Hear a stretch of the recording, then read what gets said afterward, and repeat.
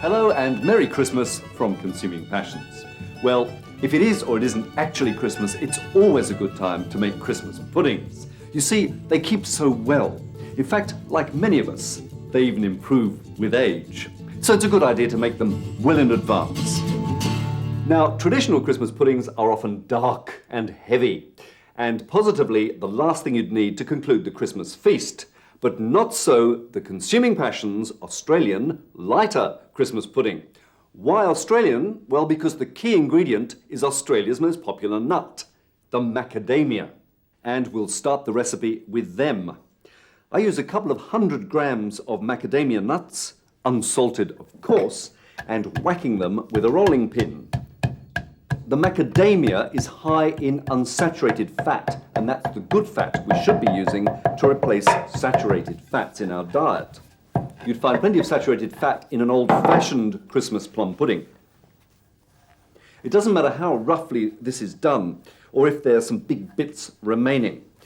Now, the crushed nuts go into a large mixing bowl, the larger the better, to allow freedom of movement when it comes to stirring. And in go some other ingredients. 750 grams of mixed dried fruit with peel, the sort of mixture that's widely available in supermarkets. Some chopped dried apricot, and here I prefer to use the Australian-grown apricot. 125 grams of breadcrumbs, preferably freshly made from day-old bread. I find it's more moist than commercially made breadcrumbs, which tend to be rather dry.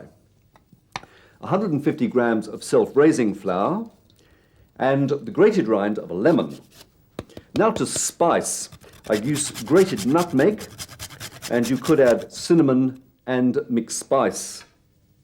I tend to prefer using all three. I then stir this mixture thoroughly and set it aside. Now, in another bowl, I have 3 eggs, to which I add beer. A strongly flavoured traditional style of beer is best for this, an ale for a lighter pudding, or a stout for something a little darker. The mixture is thoroughly beaten. And don't forget that if a beer is not worth drinking, it's not worth cooking with. Once well beaten, it's into the dry ingredients, and the mixture is stirred well, preferably by everybody in the house, even if that means a TV crew. Thank you, that'll do. Traditionally, that's for good luck. And once the ritual's out of the way, it's time to load some pudding basins. I like to use china basins. These have been lightly oiled, and I put in the mixture, allowing room for expansion. They will grow when they're cooking. Now, the observant among you would have noticed I didn't add any sweetening. No sugar necessary. There's plenty of sweetness in the dried fruits.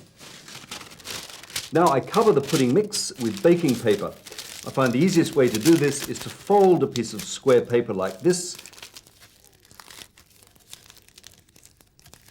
I then find the center of the pudding, hold the folded paper against it and snip. And when it's opened, it's the perfect size. I then just cover with a piece of clean cloth, tie a piece of string around tightly to hold the cloth in place. I find this easier to do when the cloth is damp. And I simply bring the cloth up and tie a couple of knots on the top.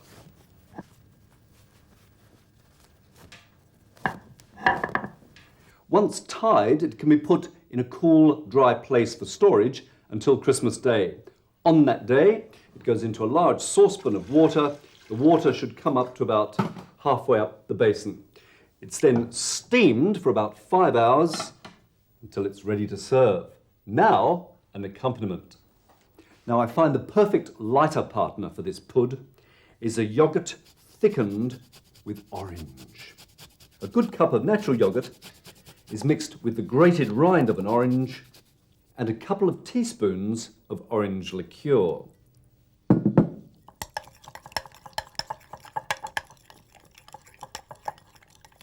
It's then put into a clean cloth that's placed in a sieve, and this goes in the fridge for at least half a day or overnight. When it's time to serve the Australian lighter Christmas pudding, I simply pour over a little warmed brandy and set light to it, and enjoy with some of that delightful orange-flavoured yoghurt. At any time of year, this pudding is absolutely perfect. From Consuming Passions, bon appetit.